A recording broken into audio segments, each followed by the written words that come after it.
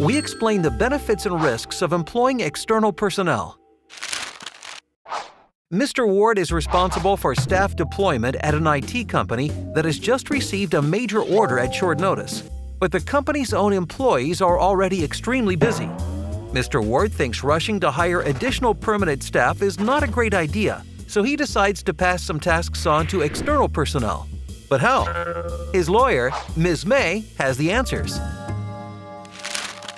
Whether temp workers or subcontractors, Mr. Ward has to choose carefully how he employs external staff, because if the workers are later deployed in a way that isn't in line with contractual agreements, the company may face high fines and compulsory employment contracts with its supposedly external staff.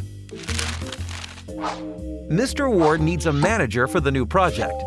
This person will perform tasks in cooperation with the permanent staff. Mr. Ward's company will issue instructions to him or her just like to its own employees. His lawyer, Ms. May, explains temp worker Tim is qualified for the managerial post. But careful! Before Tim can start work, Mr. Ward's company has to sign a written contract with Tim's company that explicitly names Tim as a temp worker. Mr. Ward also has to check that Tim's company has a license to supply temporary staff. Failing to do this may result in the serious consequences named earlier. Those may also apply if Tim stays with Mr. Ward's company for too long. Mr. Ward decides to hand off the order to save more capacity.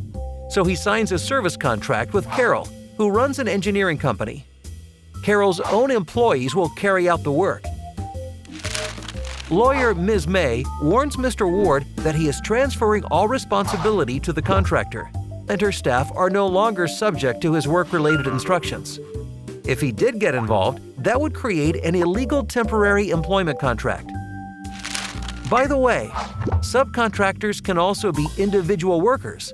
But if a freelance worker is given work-related instructions and integrated into the company, that constitutes false self-employment.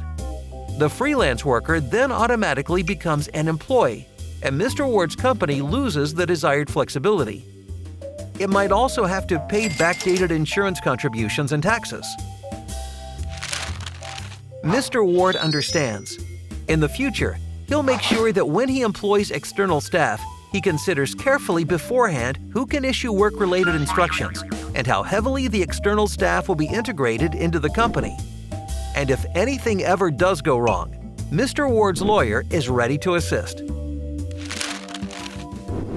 Would you too like to flexibly employ external staff to save time and money? Make sure you avoid the risks.